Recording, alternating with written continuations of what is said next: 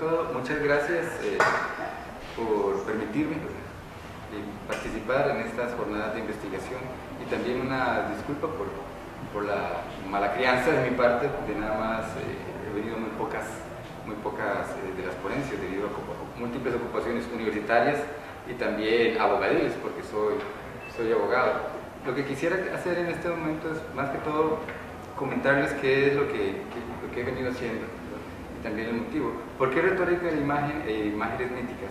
En realidad me preocupa más el tema del mito. Surge esta inquietud a propósito de reflexiones sobre lo que es el mito, y una de sus manifestaciones es precisamente la imagen. Entonces, me pareció interesante establecer una serie de cuestionamientos desde el punto de vista de la retórica aristotélica. Y es cierto, es un tema que está bastante en desarrollo. Hay un texto de Mitchell, creo que es, publicó un libro que se llama Teoría de la Imagen, y es muy interesante porque luego de 30 años de investigación dice, todavía no hay una teoría de la imagen. Entonces uno dice, bueno, le pagaron tanto dinero, ¿verdad? Y yo había esperado por lo menos una mentira piadosa, ¿verdad? Una propuesta, y entonces eso me desilusiona en el sentido de tantos años, una investigación de prestigio y con tantos recursos, y sin embargo no llegar a un planteamiento, digamos, no definitivo, porque aquí en filosofía siempre es una búsqueda, pero es una propuesta que pudiéramos rebatir, ¿verdad? Y discutirla, ¿verdad? Y fundamentarla y argumentar al respecto. Pero esa es la parte negativa. La parte positiva es hay trabajo. Podemos nosotros, hay mucho sobre el cual nosotros podemos construir. Hay un texto germinal de este tema que sería el de Barthes, ¿verdad? Sobre retórica de la imagen, aunque él en ese trabajo considera sobre todo la imagen publicitaria. Lo que me llamó la atención al leer a Barthes, ya lo había leído, pero entonces con ocasión de esto, releyéndolo, es que Barthes parte de que el problema está resuelto, entonces entra y habla de la retórica de la imagen, pero a mí más bien me suscitó una inquietud. ¿Es válido hablar de una retórica de la imagen? Porque pensemos que, por lo menos desde el punto de vista aristotélico, la retórica está planteada desde el punto de vista del discurso, es decir, el lenguaje hablado o escrito. Entonces, ¿es válido plantear esto? ¿No será más bien que estamos haciendo una especie de metáfora? Porque uno puede decir, esa imagen me dice tal cosa, por ejemplo, ¿verdad? Esta es la del escudo, me transmite paz, tranquilidad, representa la sabiduría, la omega, está el alfa. ¿Realmente eso lo dice? Hay un griego que sería más bien así el texto. Señor decana, bienvenido, me honra. Entonces, será más bien una ficción, nos estaremos engañando o estaremos usando una metáfora. Ya trabajando concretamente en los textos clásicos, curiosamente la retórica responde la pregunta y dice no, me rechaza la tesis, la hipótesis. Es válido plantear aproximarse a la imagen desde un punto de vista retórico. No solamente a través de metáforas. Aristóteles en la retórica, en el libro segundo y en el tercero, habla de que los discursos son como pinturas, pero eso es una metáfora, ¿verdad? Sino en una de las partes propiamente de la retórica, y específicamente en la memoria. La memoria es fundamental para el orador, para recordar, ¿verdad?, su discurso y pronunciarlo bien, y la primera, la memoria se construye sobre una imagen. Aristóteles no dedica mayor cosa al tema de la memoria, sería en la retórica de Herenio. En la retórica de Herenio sí se trabaja el tema de la memoria y hay muchísimos ejemplos sobre cómo el orador debe recordarlo. Y siempre se sirve de una imagen. Crea una imagen que es bastante interesante, es una especie de relación dialéctica entre el texto e imagen. ¿Por qué? Porque el texto genera la imagen. Y luego, a través de la imagen que recordamos en el momento apropiado, ¿verdad?, del discurso, reconstruimos, decodificamos el texto, el discurso. Entonces, desde el punto de vista clásico, entonces, sí existe una relación desde el punto de vista de la imagen. Y nos plantea uno de los principales tópicos, que es que debe haber un código ad hoc, como en el caso de un orador, o también ya códigos más elaborados socialmente, ¿verdad? Los símbolos, ¿verdad?, los signos que se van a usar, los colores, ¿verdad? Ya sobre eso de publicidad hay muchos estudios sobre cuáles colores pueden influir más, que pueden sustentar precisamente cuáles son la propuesta que se puede hacer a través de las imágenes. Luego, entonces, paso a ver, por ejemplo, pareciera a primera vista que sí podemos hablar válidamente de una retórica de la imagen. Entonces, uno de los problemas, podríamos nosotros plantear, es, bueno, ¿y qué ocurre desde la aproximación aristotélica cuando Aristóteles nos habla de géneros, ¿verdad? Nos habla de tres géneros, ¿verdad? Habla de eidos, de géneros y las especies de la retórica. Entonces, ¿es eso posible trasladarlo a la materia de la imagen? La respuesta parece ser afirmativa, porque cuando Aristóteles nos habla de un género epidíctico, un género deliberativo, un género judicial, a primera vista uno diría, bueno, lo que más tiene que ver con la imagen pareciera el género epidíptico, es decir, porque tiene que ver con el placer, tiene que ver, podemos relacionarlo con la estética, con el arte. Pero también los otros géneros. Consideremos, por ejemplo, ¿puede aplicarse a una imagen lo que es toda la propuesta aristotélica para el género deliberativo? Por supuesto que sí. ¿Por qué? El objeto del género deliberativo es lo conveniente. Y a través de una imagen puede usarse, dentro de un proceso argumentativo, ¿verdad? Puede usarse una imagen disuasoria para una determinada tesis. Pienso, por ejemplo, hablando del tema de lo que es la imagen mítica, que es en realidad lo que aquí trabajo, retórica de la imagen, imágenes míticas, por ejemplo, la cristiandad, las escenas del infierno, ¿verdad? Las pinturas, los cuadros, ¿verdad? Las representaciones, por ejemplo, en las grandes catedrales europeas, ¿verdad? De demonios, son disuasorios, intimidan. Dice, si usted no escoge el bien, esto es lo que le espera. Y correlativamente también lo que es la conveniencia del bien, una imagen de un santo contemplando, ¿verdad? En su visión mística, ¿verdad? Puede convertir y ha convertido a muchas personas. Es decir, yo quiero ser como, hoy es el día de Santa Teresita del Niño Jesús, por cierto, ¿verdad? Yo quiero ser como ella, sí, esa aproximación de Cristo y todo, independiente de, o sea, son imágenes que atraen. San Francisco de Asís ahorita, ¿verdad? Que en estos días, ¿a quién no se ha sentido cautivado por hasta los ateos, verdad? Uno dice, una persona así es maravillosa, si no pudiéramos todos vivir en paz con los demás y con el universo. Entonces, esas imágenes, ya el pictórico, escultórico, ¿verdad? Las imágenes, eso pueden servir, por ejemplo, desde el punto de vista de la tesis de conveniencia, ¿no? Y también judicialmente. Recordemos que el tema de la retórica judicial es lo justo y lo injusto. Me venían a la memoria en ese momento, eso siempre es en el ámbito de la cristiandad, las escenas estas donde aparece la Trinidad beatífica, ¿verdad? Juzgando abajo el infierno, ¿verdad? Y a la par de ellos los justos. Ese es el juicio. También en Grecia, por ejemplo, Zeus juzgador, ¿verdad? El Zeus soberano, ¿verdad? Júpiter, ¿verdad? Que juzga. También ese tipo de discursos podríamos nosotros trasladarlos a lo que es la retórica de la imagen. Otro de los apartados interesantes que me llaman, que se pueden construir y se pueden aprovechar de lo que es la teoría clásica, retórica y la imagen, son por ejemplo las virtudes del discurso. Nos dice Aristóteles que las virtudes del discurso son tres: brevedad, claridad y verosimilitud. La brevedad en las artes plásticas se ejemplifica por excelencia. ¿Por qué? Por limitaciones espaciales. Por ejemplo, esto es una representación, ¿verdad? Icónica, un dibujo, ¿verdad? Una escultura, ¿verdad? Un escapulario, ¿verdad? Un amuleto.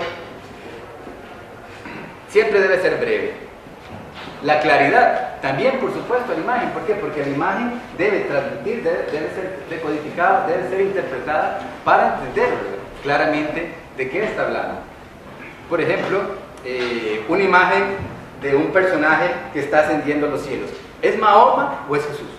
Porque Mahoma también, ¿verdad? En el Islam ¿es Mahoma o es Jesús? ¿O es Elías, ¿verdad? Que Elías fue arrebatado. Entonces, la obra debe en ese sentido ser clara, en el sentido de que permita, le ofrezca al auditorio los elementos necesarios para ser interpretada, ser decodificada. Es como aquel famoso chiste, ¿verdad? Donde viene el vendedor de santos, se le cae, ¿verdad? Y empieza a mira a San Antonio, mira a Santa Teresita, mira a San Francisco, y le dice, bueno, déjese el que quiera, ¿verdad? Porque le puso nombre, yo no sabía quiénes eran, ¿verdad? Las imágenes de los santos.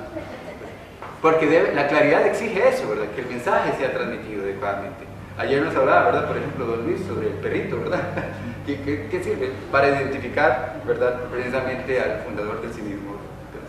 Si no fuera por esos elementos, bueno, interesante, parece griego por la forma de vestir, ¿verdad? Pero ¿quién será? Entonces, la claridad también es un requisito que se debe exigir a las imágenes. Y la verosimilitud, igualmente. La verosimilitud es una de las propiedades bastante interesantes de lo que es la representación mítica. ¿Por qué? Porque debe representar el mito, precisamente para cumplir las funciones que ahora en breve vamos a ver.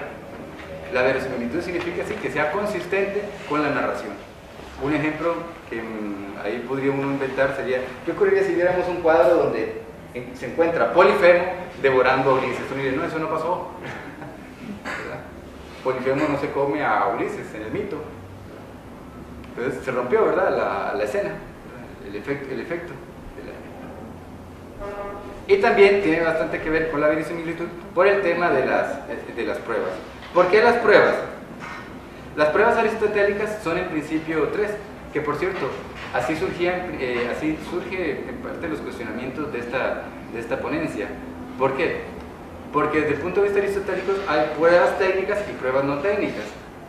Las imágenes son pruebas no técnicas. ¿Por qué? Porque la prueba técnica depende del discurso.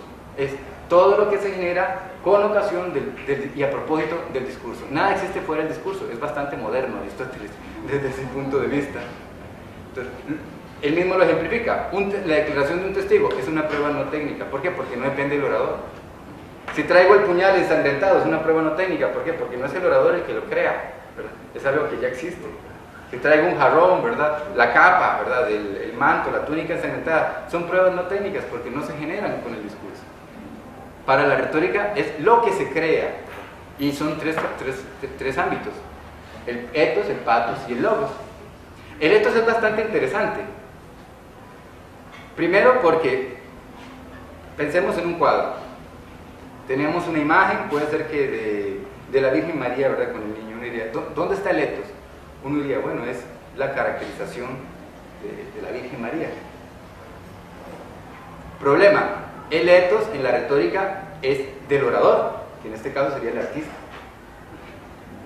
Propiamente, la imagen, por ejemplo, ese búho ahí como con el ceño fruncido, ¿verdad? Bueno, en realidad esa, digamos, el carácter de la imagen se llama más bien etopeya, que también se puede hacer en el discurso, es decir, cómo yo caracterizo, creo una imagen de aquel a quien hablo, por ejemplo, en el ámbito judicial, estoy hablando del imputado y quiero presentarlo como alguien perverso, entonces eso se llama etopeya, ponerlo es una persona peligrosa, es malvado, de malas intenciones, ¿verdad?, es astuto, ¿verdad?, audaz, no respeta las leyes ni nada, bueno, y ahí sigue. Eso es etopeya, porque el ethos en realidad se refiere al orador, que en este caso, en las artes plásticas, sería el pintor en tesis de principio. Pero curiosamente, cuando vemos nosotros una obra, ¿verdad?, de carácter mítico, parece desdoblarse ese ethos. Muchísimas obras no sabemos de quién son, incluso dependiendo de la cultura, ¿verdad?, del observador, no le va a importar ni quién es, nada más dirá, es bonita, ¿verdad?, es una pintura bonita, es una pintura interesante, ¿verdad?, maravillosa, excelente, es una obra de arte. Y en algún momento uno puede preguntarse, bueno, ¿quién es el autor? Y ya profundizar de qué escuela, de qué periodo. Pero en el caso de las imágenes míticas parece haber un desdoblamiento. Por un lado sí tenemos el autor, el artista, pero en segundo término. En primer término, propongo en el trabajo, más bien el ethos es va a sonar un poco como metafísico, es de la colectividad. ¿Por qué? Porque las imágenes míticas, particularmente religiosas, se insertan dentro de un sistema de creencias. Pensemos en el catolicismo. Vemos una imagen de la Virgen María. Yo no me pregunto inmediatamente si es Caravaggio el que la pintó, ¿verdad? No, uno dice, qué hermoso la Virgen María, ¿verdad?, con el niño así, ¿verdad? Se inserta, ¿qué es lo que hace? Recordemos que el ethos para Aristóteles es el grado de credibilidad que el orador, a través de su discurso, construye frente al orador. Entonces, ¿quién es el que tiene credibilidad? Caravaggio, que es un gran artista, me está demostrando que no es un gran artista, no parece ser el inmediato. Lo primero que percibo es el mito, ¿verdad? Y el mito no es producto del artista. El mito se inserta en una ideología, ¿verdad?, que en este caso sería el cristianismo. Es decir, lo que me está planteando es, el cristianismo me habla de la Virgen María, que era pura y todas sus características, y veo el cuadro y digo, sí es cierto, ¿verdad?, sí se ve tan tranquila, tan pacífica, tan amorosa, ¿verdad? Entonces, ese es el ethos. El ethos es de una especie de colectivo, de un sistema ideológico que está verificando, me lo hace verosímil y creíble. Entonces, pareciera que se presenta ese desdoblamiento. Porque inicialmente de las pruebas, de una imagen plástica, habíamos dicho, es el patos. Ese es, en efecto, ¿sí? Uno de los principales argumentos aristotélicos que se trabajaría sería el patos, la emoción. Ya lo vimos, temor, ¿verdad? Con imágenes del infierno, ¿verdad? Tranquilidad, pasibilidad, candidez, ¿verdad?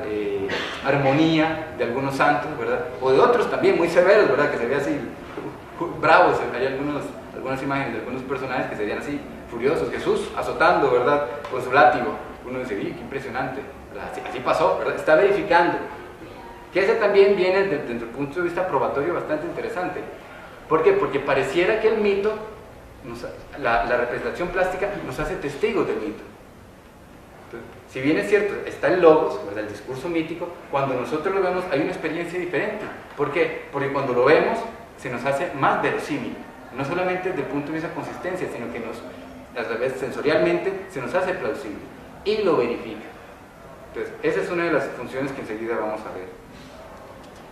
Por otra parte, tenemos el punto de vista del logos.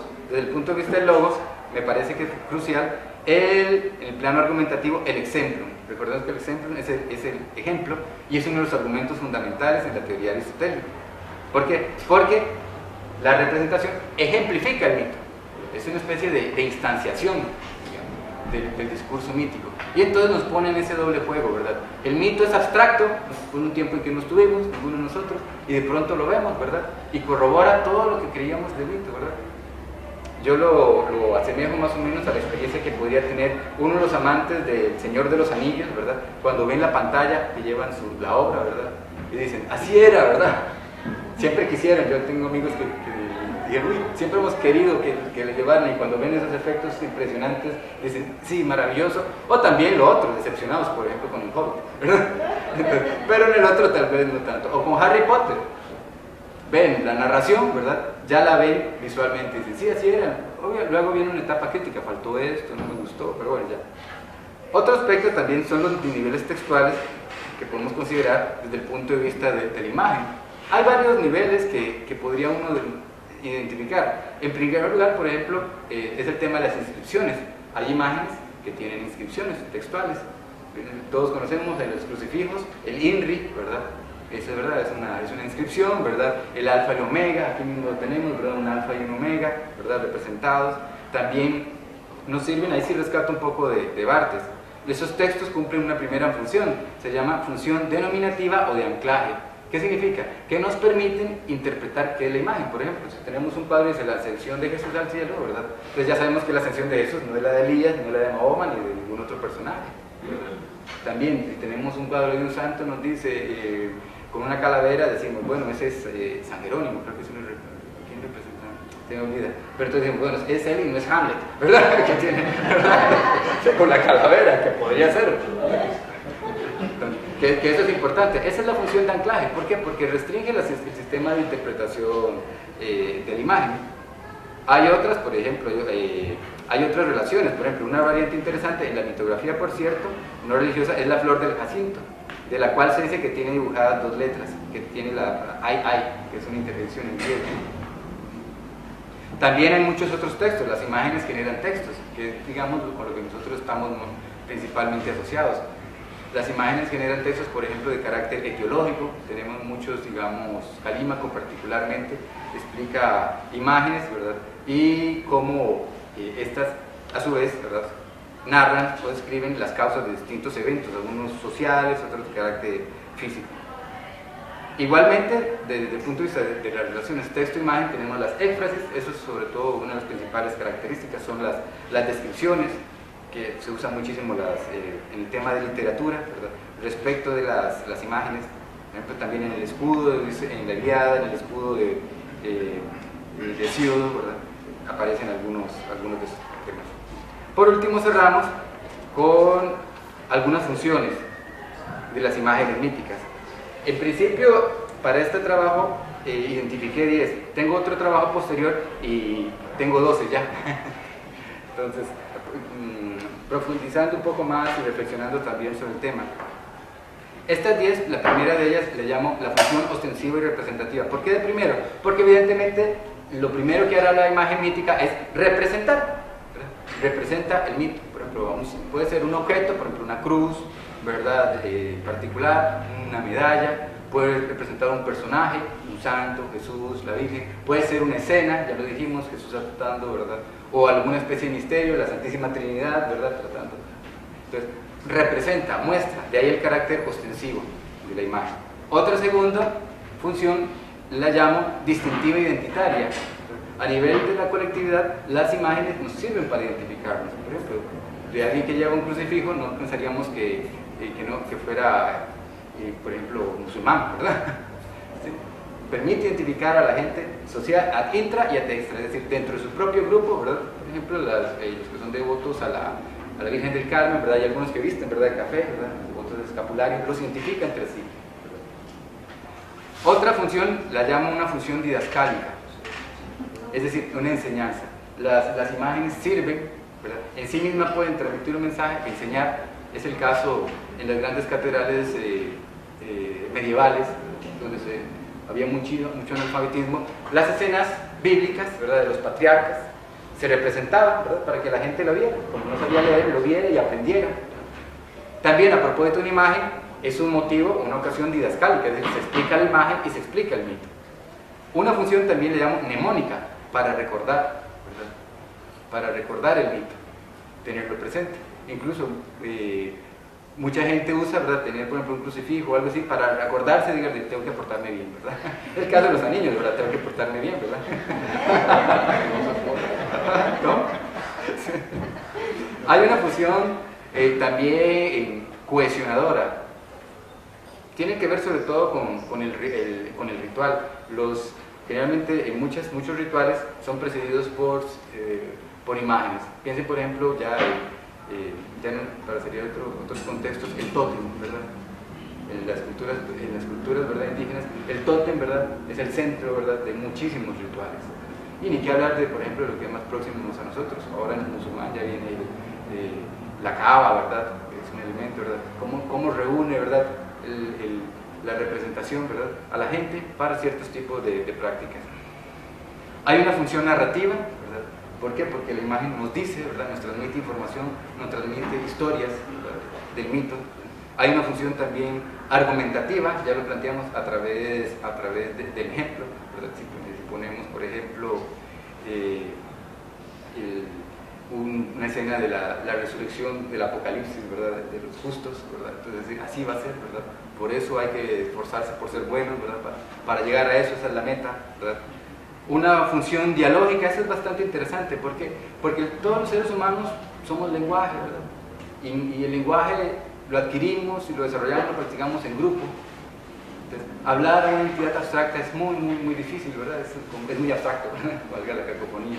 La imagen sirve para eso, ¿verdad? Sirve para tener el crucifijo y rezar, ¿verdad? Se reza, ¿por qué? Porque ya tenemos espacialmente una dirección, ¿verdad? O ante alguna advocación que es que creamos, vamos ante San Antonio y le pedimos, ¿verdad?, una novia o un novio, ¿verdad? O alguno de los santos también por las advocaciones, la gente va, se hinca, ¿verdad?, o hace un ritual, personal, privado, ¿verdad?, frente a la imagen y habla, dialoga. Por supuesto no espera respuesta, ¿verdad? Si le respondiera se asustaría, irónicamente, ¿verdad? Por lo menos de manera auditiva y visual, pero sí le sirve, ¿verdad?, de motivo para dialogar, ¿verdad? Hay una función también inspiradora, ¿por qué? Porque nos suscita, ¿verdad?, nos suscita sentimientos de carácter religioso, ¿verdad? Porque son, por ejemplo, la piedad, ¿verdad?, la caridad, ¿verdad?, y otros tipos de virtudes. Y también, por supuesto, no podía faltar la función estética, ¿verdad? ¿Por qué? Porque también, como son objetos de artes plásticas, pueden reproducir y pueden producir belleza, ¿verdad?, y los sentimientos asociados a eso. De ahí el carácter estético, ¿verdad? También hay quienes lo tienen nada más como nuevo adorno, ¿verdad? Entonces, pero bueno, eso también es válido. Bueno, muchas gracias.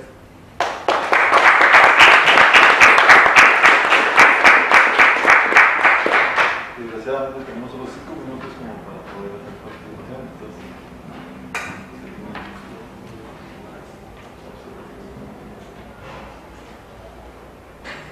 disculpa que no te escuché. 5 minutos para preguntas.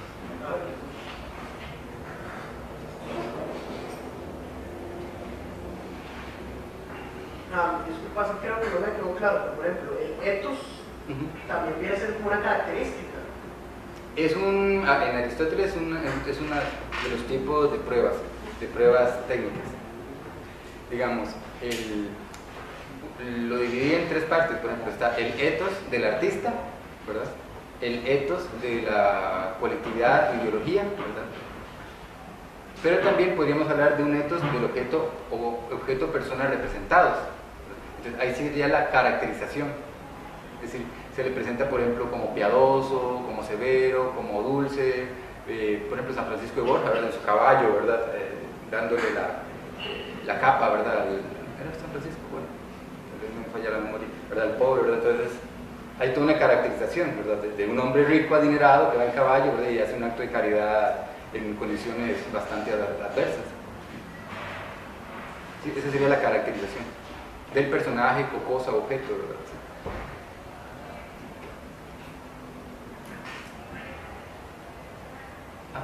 Sí, quiero preguntar un par de ejemplos nada más.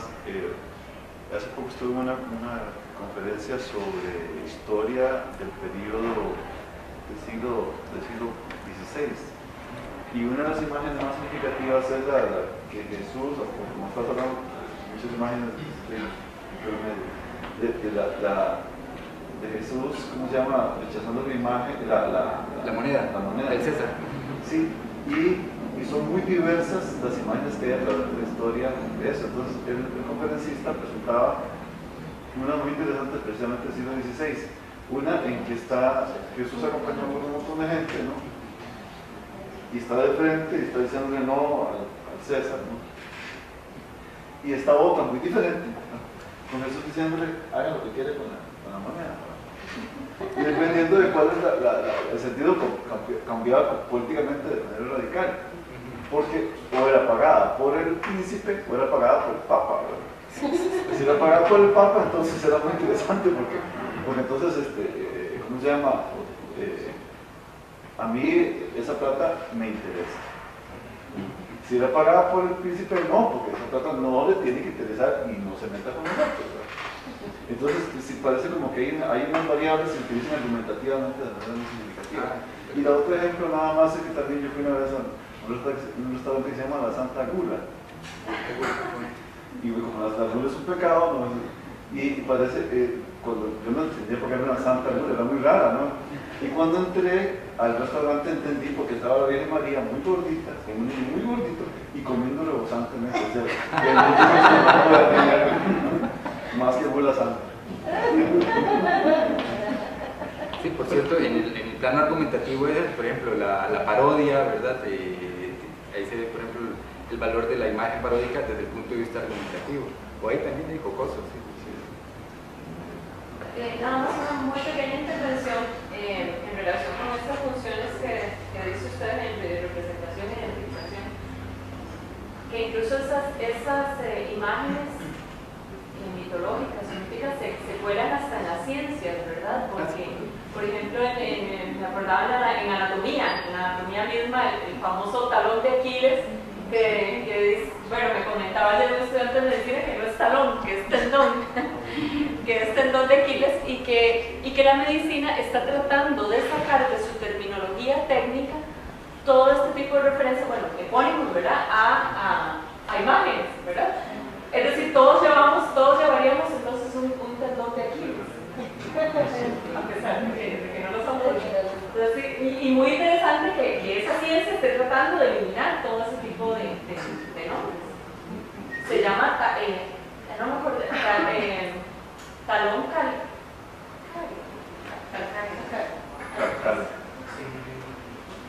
Ya, gracias. Sí, siempre hay esos movimientos en contra de lo clásico. Sí, porque me parece más interesante. Sí, creo que es más enriquecedor para uno como un profesor de talón de Aquiles y narrar toda la historia y del error y todo, ¿verdad? Eso lo aprende más un estudiante que le digan talón calcáreo, ¿verdad? Que es pura memoria. Se le dicen, el talón de Aquiles, en realidad no es el talón, es un tendón. Entonces ya la gente empieza a prestar atención, ¿verdad? Porque es un error curioso, ¿verdad? Pero sí, siempre hay gente, pero entonces como ya la copia y un montón de partes del cuerpo que tienen origen, sí, que son incluso pictóricos, ¿verdad? La representación de la forma, la misma forma les dio nombre, pero sí, siempre hay ese tipo de movimientos. Una pregunta.